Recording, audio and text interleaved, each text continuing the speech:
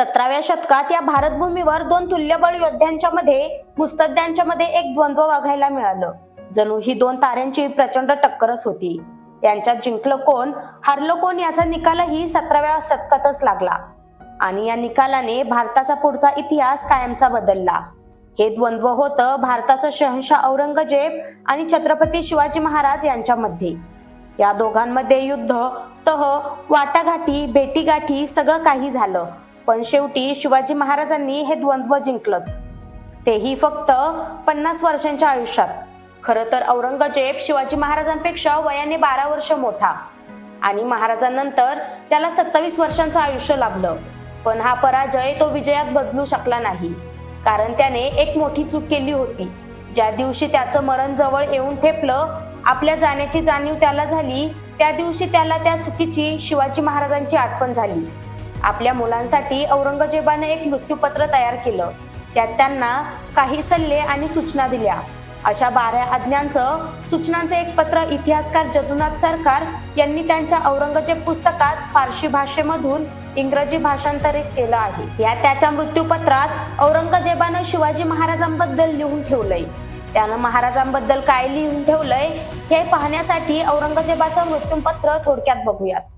आपल्या आयुष्याची शेवटची 26 वर्ष औरंगजेबानं मराठ्यांचं हे राज्य संपवण्यासाठी खर्ची घातली।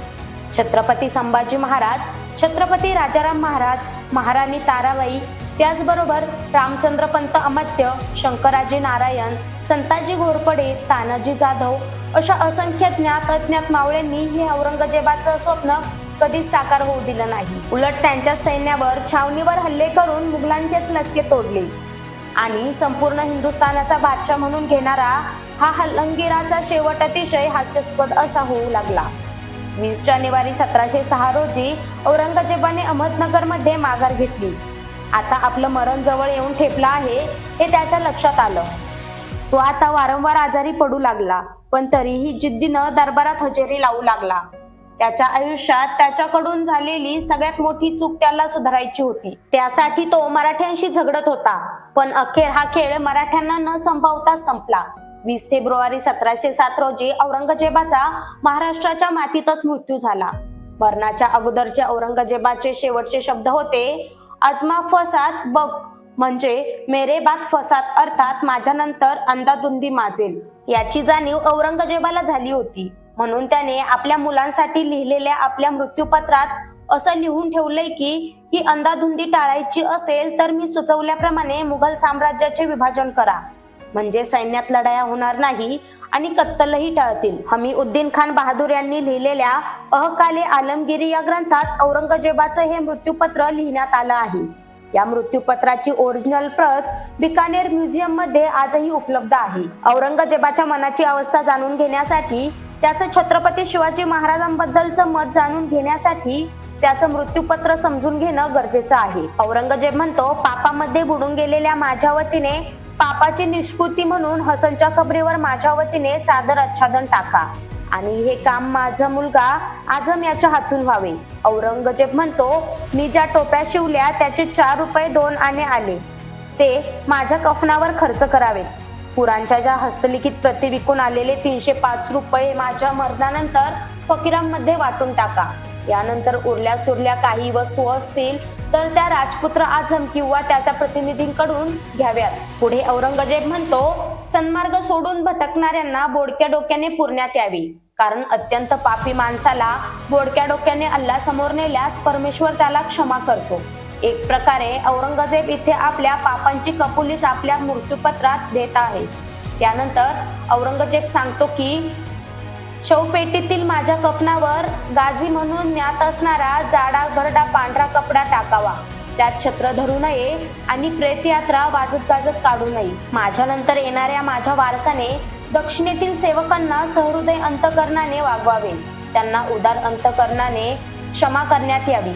मस्तुद्दी या नात्याने पर्शियन लोकांची योग्यता अतिशय थोर आहे, ते अतिशय लढाऊ लोक आहेत, त्यांची मनधरणी करून त्यांच्याबरोबर काम करणे भाग आहे। त्याचबरोबर तुरानी लोक हे प्रारंभीपासून सैनिक राहिलेले आहेत. लढाईत ते वाकबगार आहेत. हिंदुस्थानी लोकांच्या प्रमाणे तुरानी लोक मूर्ख नाहीत. त्यामुळे शक्य तेवढ्या तुरानी लोकांना सवलती देण्यात याव्यात. बारहातचे सय्यद लोक कुराणात सांगितल्याप्रमाणे आशीर्वाद देण्यास योग्य आहेत, पण तुम्ही त्यांना सत्तेत भागीदार करून घेतल्यास ते राजपद हस्तगत केल्याशिवाय राहणार नाही. त्यांच्यापासून सावध राहावे. औरंगजेब म्हणतो, राजाने सतत हिंडते राहिले पाहिजे.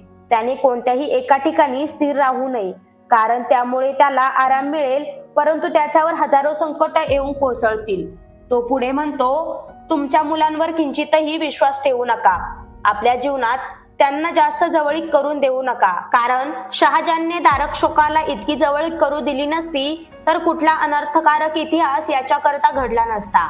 या 11 आज्ञांनंतर औरंगजेब आपल्या मुलांना 12वी आणि एक महत्वाची आज्ञा देतो आणि आपल्या चुकीची कबुली देखील देतोय.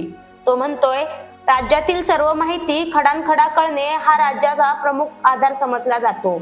एक क्षणभरही बेसावध असला तरी वर्षानुवर्ष केलेले कार्य वाया जाण्याचा प्रसंग येतो. माझ्या निष्काळजीपणामुळे शिवाजी माझ्या नजरकैदेतून पळाला आणि परिणामी माझ्या जीवनाच्या अखेरीपर्यंत मला मराठ्यांशी जीवन मरणाचा संघर्ष करावा लागतोय. तो कसा हे आपण जाणताच. औरंगजेब म्हणतो, मी तुम्हाला 12 सूचना दिल्या आहेत आणि 12 हा शुभ आकडा समजला जातो. तुम्ही जर यापासून धडा घ्याल तर तुमच्या शहाणपणाचे कौतुक, जर तुम्ही त्याकडे दुर्लक्ष कराल तर ते तुमचे दुर्दैव. शिवाजी महाराजांची आग्र्याच्या कैदेतून सुटका झाली 1666 साली आणि ही गोष्ट औरंगजेबाला 1707 साली आपल्या मृत्यूशयेवर असताना आठवते. याचं कारण म्हणजे 40 वर्षापूर्वी शिवाजी महाराजांनी त्याच्या हातावर तुरी दिल्या, त्यानंतर मराठ्यांनी सर्व प्रकारे मुघलांना नामोहरण करून टाकले होते.